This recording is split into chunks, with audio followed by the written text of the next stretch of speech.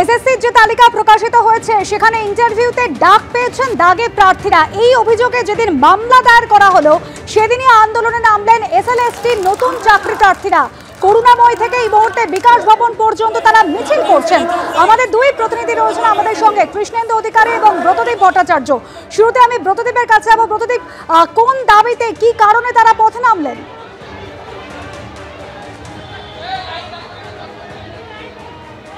দেখো, তাদের 3 দফা দাবি রয়েছে। তার মধ্যে মূল যেটা দাবি, যে যাদের শিক্ষকতার জন্য অতিরিক্ত 10 নম্বর দেওয়া হচ্ছে, অর্থাৎ যারা চাকরি হারা শিক্ষক, সেই 10 নম্বর যাতে না দেওয়া হয়, সেটাই মূলত দাবি আজকে এই নতুন চাকরি প্রার্থীদের। দেখতেই পাচ্ছ, করুণাময়ী মেট্রো স্টেশনের নিচে তারা জমায়েত করেছেন এবং এইখান থেকে তারা মিছিল করে যাবেন বিকাশ ভবন। তাদের যেটা দাবি রয়েছে, সেই দাবির সপক্ষে তাদের যেটা যুক্তি, যে লিখিত পরীক্ষায় এমন অনেকেই রয়েছে তারা নতুন চাকরি প্রার্থী, তারা 60 নম্বর পেয়েছেন, অথচ ভেরিফিকেশনের জন্য তাদের ডাকা হয়নি। কারণ যে অতিরিক্ত 10 নম্বর দেওয়া হয়েছে চাকরিহারা শিক্ষকদের, তার কারণে 60 নম্বর পেয়েও তারা র্যাঙ্কে পিছিয়ে গিয়েছেন। সেই দাবি নিয়ে কিন্তু তারা মূলত আজকে এই পথে নেমেছেন। বিকাশ ভবনে যাবেন তারা এবং সেখানে গিয়ে তাদের এই দাবি দাওয়া জানাবেন। তার পাশাপাশি তারা এই দাবিও জানাচ্ছেন যে যেহেতু চাকরিহারা শিক্ষকরাও এই পরীক্ষায় বসেছিলেন, সেহেতু শূন্যপদ বাড়াতে হবে এবং যাদের ভেরিফিকেশনে ডাকা হয়েছে প্রত্যেকের ওএমআর শিট সর্বসমক্ষে আনতে হবে। এখানে আন্দোলনকারীদের সঙ্গে কথা বলবো। আজকে তো একটা মামলাও হয়েছে এই রেজাল্টের পর, তারপর আজকেই আপনারা পথে নামছেন। মূলত আপনার 3 দফা দাবি। এই যে 10 নম্বর নিয়ে আপনারা আপত্তি জানাচ্ছেন, তার সপক্ষে যুক্তি? 10 নম্বরটা হচ্ছে সম্পূর্ণভাবে সংবিধান বিরোধী। কারণ যেহেতু এটা এন্ট্রি লেভেলের পরীক্ষা, এন্ট্রি লেভেলের পরীক্ষায় কখনো কাউকে এক্সট্রা সুযোগ সুবিধা দেওয়া হয় না। ভারতবর্ষের কোনো পরীক্ষাতেই এই নিয়ম নেই, যেহেতু এটা এন্ট্রি লেভেলের পরীক্ষা। কিন্তু আমাদের গভর্নমেন্ট কিছুমাত্র দুর্নীতিগ্রস্ত লোকেদেরকে চাকরি পাইয়ে দেওয়ার জন্য এই 10 নম্বরটিকে নিয়ে এসছেন, নতুন করে প্রণয়ন করেছেন, আইন বানিয়েছেন, গেজেট পাবলিশ করেছেন, যে গেজেটটা হচ্ছে সম্পূর্ণভাবে আমাদের সংবিধান বিরোধী। এই গেজেটের জন্য আজকে লক্ষ লক্ষ যোগ্য ফ্রেশার্স প্রার্থীরা বঞ্চিত হয়ে যাচ্ছে। যারা 60 পেয়েছে, 100% স্ট্রাইক রেটে গেছে, তারাও চাকরি, তাদের নামও লিস্টে আসেনি। এটা কেন হবে? একেবারেই প্রতিদেব, এই 10 নম্বর নিয়ে কিন্তু আপত্তি রয়েছে দু ধরনের চাকরি প্রার্থীদেরই।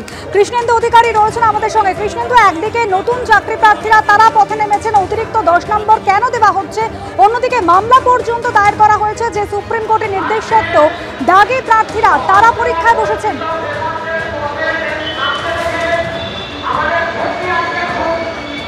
দেখো, প্রথমেই বলি যে শনিবার তালিকা প্রকাশ হয়েছে স্কুল সার্ভিস কমিশনের, কারা কারা ইন্টারভিউতে ডাক পাবেন তার তালিকা। এবং সেই তালিকা প্রকাশ্যে আসার পর সেই পুরনো বিতর্ক আবার প্রকাশ্যে এসছে। নানা অভিযোগ, নানা অনিয়ম, এমনকি দুর্নীতির অভিযোগ পর্যন্ত প্রকাশ্যে এসছে। তুমি জানো যে আজকে হাইকোর্টে পর্যন্ত মামলা হয়েছে, মাননীয় বিচারপতি অমৃতা সিনহার বেঞ্চে মামলা হয়েছে। আগামী বুধবার তার শুনানি, এবং সেখানে প্রশ্ন তোলা হয়েছে যে কি করে অন্য দপ্তরে কাজ করেন, শিক্ষকতা করেন না, তারাও অভিজ্ঞতার জন্য নম্বর পাচ্ছেন, কি করে দাগিরা এই তালিকায় ঢুকে পড়ছেন। স্কুল সার্ভিস কমিশনের এই যে তালিকা নিয়ে রীতিমতো প্রশ্ন উঠেছে। এবং সেই তালিকা প্রকাশের পর আমার ক্যামেরা পার্সন দেখাচ্ছে প্রীতম চক্রবর্তী সেই ছবিটা, রাজপথ আবার উত্তাল হতে চলেছে। অর্থাৎ করুণাময়ী থেকে বিকাশ ভবন পর্যন্ত এই সেই মিছিল হতে চলেছে। যারা ফ্রেশার্স অর্থাৎ নতুন ক্যান্ডিডেট, তারা দাবি করছেন তারা 60-এর মধ্যে 60 পেয়েছেন, তারা শিক্ষকতার যোগ্যতার জন্য 10-এ 10 পেয়েছেন, অর্থাৎ 70-এর মধ্যে 70 পেয়েছেন। কিন্তু শিক্ষকতার যে অভিজ্ঞতা, যার জন্য 10 নম্বর বরাদ্দ, সেই 10 নম্বর না পাওয়ার জন্য তারা নাম পর্যন্ত তাদের তালিকায় প্রকাশ হয়নি। অর্থাৎ পূর্ণমান নম্বর পেয়েও কেন তারা ইন্টারভিউ তালিকায় ডাক পাবেন না, এই প্রশ্ন উঠেছে। আজকে কৃষ্ণেন্দু, পূর্ণ নম্বর পেয়েছেন কিন্তু তা সত্ত্বেও ইন্টারভিউতে কেন ডাক পাননি, ইন্টারভিউ তালিকাতে কেন নাম নেই, সেই মর্মে কিন্তু মামলাও দায়ের হয়েছে। দাগি প্রার্থীদের নাম রয়েছে সেই ইন্টারভিউ তালিকায়, ফের মামলা দায়ের হয়েছে হাইকোর্টে। সুপ্রিম কোর্টের নির্দেশের পরেও কিভাবে পরীক্ষায় বসলেন দাগিরা, কিভাবে ইন্টারভিউয়ের তালিকায় নাম, এই প্রশ্ন তুলে মামলা দায়ের হলো। একমাত্র বিশেষভাবে সক্ষম প্রার্থীদের কিছুটা ছাড় দেওয়া হয়েছে।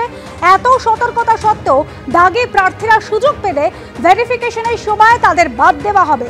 স্কুল সার্ভিস কমিশনের হাতে সেই ক্ষমতা সব সময়ই রয়েছে, প্রেস বিবৃতিতে জানিয়ে দিয়েছে স্কুল শিক্ষা দপ্তর।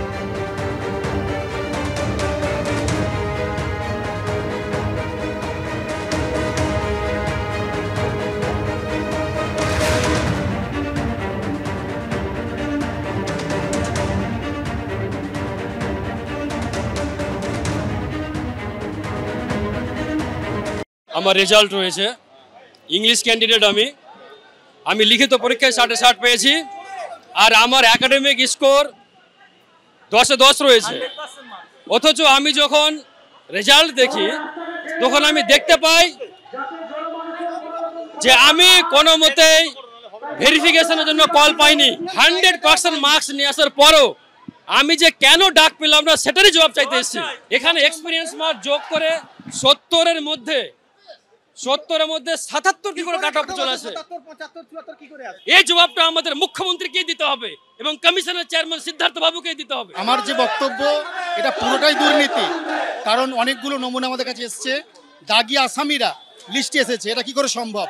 সুপ্রিম কোর্ট বারবার বলেছিল কোনো দাগি আসামি বসতে পারবে না, সেই দাগি আসামিরা সকলে এখানে চিহ্নিত হয়েছে। আমার বিষয় ইতিহাস, এবং সেখানে সবচেয়ে করাপ্টেড বেশি হয়েছে ইতিহাস বিষয়ে। তো সবচেয়ে খারাপ লাগে যে রেজাল্টে বের করা হয়েছে সেই রেজাল্ট এক, প্যানেলে এসছে সেই ক্যান্ডিডেট নাম্বার 1। এটা একবারে বুড়ি মেল করা হয়েছে। উত্তাল রাজপথ, ফের পথে চাকরি প্রার্থীরা, আন্দোলনে এসএলএসটির নতুন চাকরি প্রার্থীরা। করুণাময়ী থেকে বিকাশ ভবন পর্যন্ত মিছিল নতুন এই চাকরি প্রার্থীদের।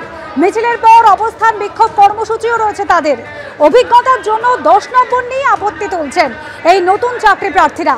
চাকরিহারা শিক্ষকদের অতিরিক্ত 10 নম্বর দেওয়ায় তারা পিছিয়ে পড়ছেন। এই বঞ্চনার অভিযোগ তুলে পথে নেমে আন্দোলন নতুন পরীক্ষার্থীদের।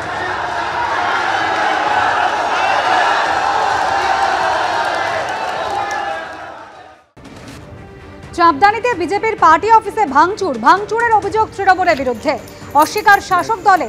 চাঁদদানি 22 নম্বর ওয়ার্ডে বিহারে জয় নিয়ে মিছিল বিজেপির মিছিলের পর মধ্যরাতে পার্টি অফিস ভাঙচুর।